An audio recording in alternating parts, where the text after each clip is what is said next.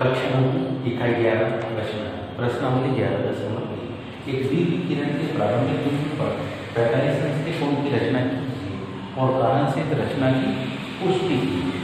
कैसे करेंगे ध्यान दीजिए। सबसे पहले हम एक किरण बनाएंगे।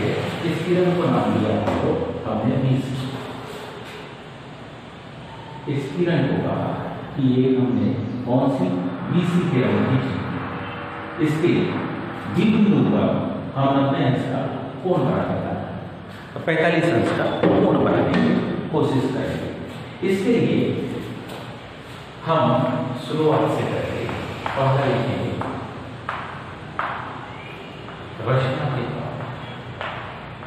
रचना के पद पहला क्रमांक रहेगा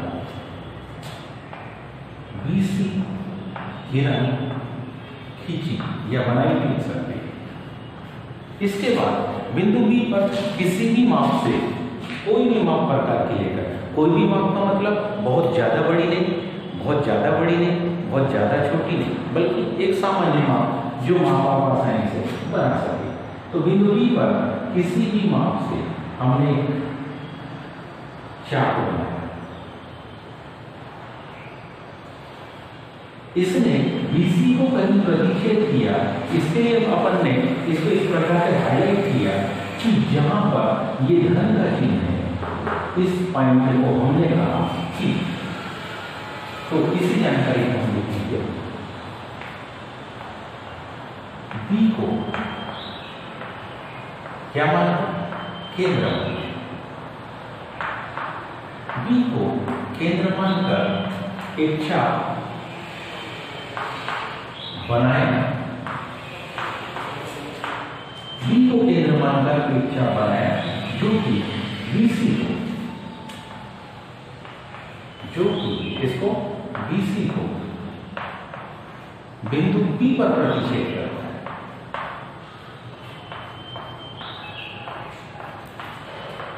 जो कि बीसी को बिंदु बी पर क्या करता है प्रतिच्छेद करता है।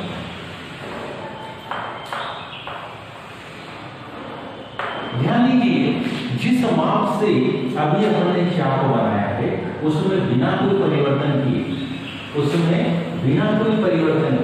उसी को हमें कहाँ रखना है पी बिंदु पर, उसी को कहाँ रखना है पी बिंदु पर। और पहले खींचे गए चाप को एक स्थान पर क्या कर देंगे काट देंगे। एक स्थान पर इसको क्या कर दिया हमने काट दिया और उस चाप के प्रतिच्छेदी बिंदु को क्यों नाम दिया, किसको P को केंद्र, P को केंद्र मानकर उसी त्रिज्या से P को केंद्र मानकर उसी त्रिज्या मतलब कौन सी B से P की जो दूरी थी उसी माप से, B से P की जो माप थी उसी माप से हमने P पर रखे ये चाप काटा। प्रतिच्छेदी बिंदु को क्यों नाम दिया,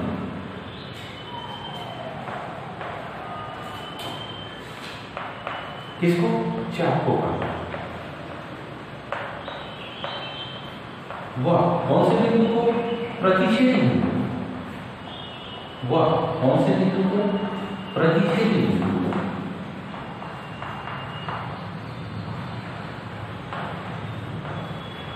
क्यों नाम दिया।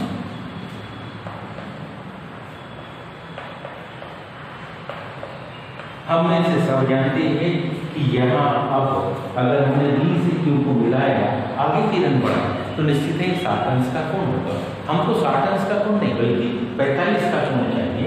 तो उसके लिए हम क्या करते तो निश्चित है PQ का हम समद्विभाजन करेंगे। PQ के समद्विभाजन के लिए PQ जितनी दूरी है उससे आधे से ज्यादा दूरी लेते हुए एक चाप P बिंदु पर रखिए और P बिंदु से एक चाप काटा। माप में बिना परिवर्तन किए इसी को कहाँ रखना Q बिंदु पर और पहले खींचे चाप को एक स्थान पर क्या कर देंगे काट देंगे। काटने के बाद इस प्रतिच्छेदी बिंदु को हम नाम देंगे, अनावश्यक चाप को हम मिटा सकते हैं। इसको नाम दिया हमने कौन सा बिंदु R बिंदु नाम दिया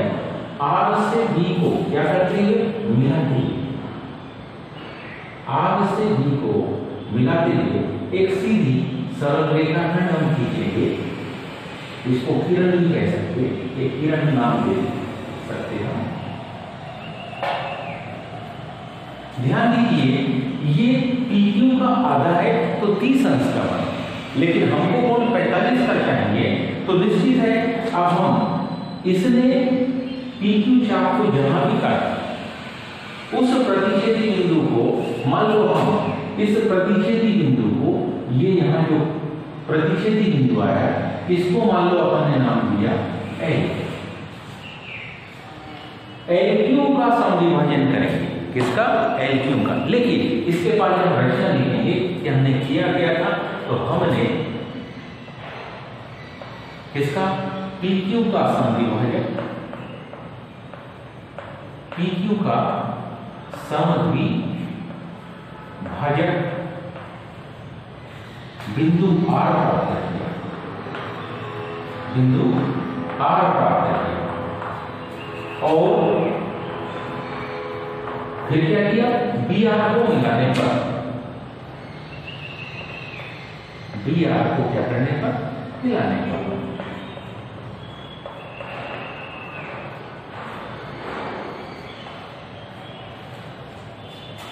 कौन से? PQ चाप को। कौन से चाप को?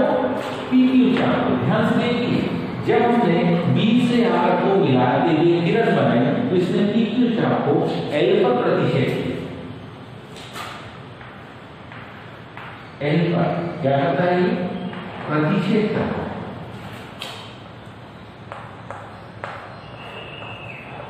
रचना का जो 5वां पॉइंट होगा उसको ध्यान से समझना। अब हम किसका? LQ का समद्विभाजक बिंदु प्राप्त करेंगे। उसके लिए प्रकार को बिंदु L पर रखा और L से Q की जितनी भी दूरी है उससे आधे से अधिक डिस्टेंस लेते हुए हम एक चाप इस प्रकार से बना देंगे। माप में बिना परिवर्तन किए इसी को कौन से बिंदु पर? Q बिंदु पर रखेंगे और पहले खींचे चाप को एक स्थान पर क्या कर दिया? काट दिया। और इस कटे हुए बिंदु को मान लो हम नाम दे रहे हैं S। इस प्रतिच्छेदी बिंदु को मान लो क्या नाम दे दिया? S। तो S से किसको मिलाएंगे? B को। S से B को क्या करते हुए? मिलाते हुए। S से B को मिलाते हुए हम एक अन्य किरण बनाएंगे। ध्यान से अगर देखें तो हम पाते हैं कि LQ भी 60 था। LQ 60 का जब आधा किया तो ये ऊपर का कोण बन गया कितने अंश? 15 अंश। यह ऊपर का कोण बन गया कितना? 15 अंश। और ये नीचे का कोण बन गया कितने अंश? 30 अंश। यदि हम इन दोनों को क्या कर दे? जोड़ दे, तो निश्चित है ये जो SBC कोण है ये हमारे पास 45 अंश का होगा। तो अब हम लिखेंगे, हमने क्या किया? LQ का समद्विभाजक बिंदु, LQ का समद्विभाजक बिंदु कौन सा? S प्राप्त किया और S से किसको मिलाया? B को। BS को मिलाया। BS को क्या कर देते हैं? हम मिला देते हैं। और जैसे BS को मिलाते हैं तो हमारे पास क्या बन गया? कोण SBC को कितने अंश का? 45 अंश। कितने अंश का? और 45 अंश का ही कोण हमको बनाने को कहा था। तो अब देखेंगे हम कि ये 45 ही अंश का कोण क्यों बना, कोई और माप का कोण क्यों नहीं बना। इसके लिए देखें, अब देखें कि ये 45 अंश का कोण क्यों बनता, उसका कारण क्या है। तो जब हमने कौन सी एक ऐसी BC किरण बनाई, कौन सी किरण खींची थी? BC किरण खींची थी। और BC किरण पर जब हमने किसी भी माप से प्रकाश को फैलाकर बिंदु B पर इस प्रकार से चाप बनाया और माप में बिना परिवर्तन किए उससे एक स्थान को क्या कर दिया? प्रतिच्छेद कर दिया। एक स्थान को क्या कर दिया, प्रतिच्छेद कर दिया। इस बिंदु को हमने P नाम दे दिया, इस बिंदु को हमने Q नाम दे दिया। तो हम पाते हैं कि जब हम किसको BQ को मिलाते हैं, जब हम QP को मिलाते हैं, तो ये जो बनने वाला त्रिभुज है इसमें ये तीनों की तीनों भुजा कैसी हो जाती, समान। तो ध्यान दीजिए, जब हमने क्या किया, BQ PQ व BP तो मिले ही है, BP PQ व BP से क्या बना है, समबाहु त्रिभुज बना। इससे क्या बना हमको, एक समबाहु त्रिभुज किसका, BPQ का निर्माण हुआ। और समबाहु त्रिभुज में हम जानते हैं कि इसके प्रत्येक कोण 60 अंश होते हैं। तो कौन सा कोण, इसका जो कोण बना आपके पास में Q BP, वो कितने अंश का बन गया, 60 अंश। वो बन गया कितने अंश का, 60 अंश का। फिर हमने क्या किया, PQ का अवघन, जैसे हम PQ का समद्विभाजक करेंगे, PQ का जब समद्विभाजक कर लिया तो हमको बिंदु मिला कौन सा, इससे हमको बिंदु मिलता है R। तो कौन सा कोण, यानी उसने QBP कोण का आधा कर दिया। QBP कोण मतलब 60 अंश का उसने क्या कर दिया, आधा कर दिया। ये किसका, 1/2 कोण, ये किसका समद्विभाजक, इससे हमको मिला कोण RBP कोण कह सकते हैं इसको।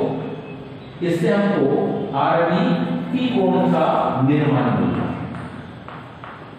और इस RBP कोण को ध्यान से देखें तो ये कितने अंश का बन गया, 30 अंश।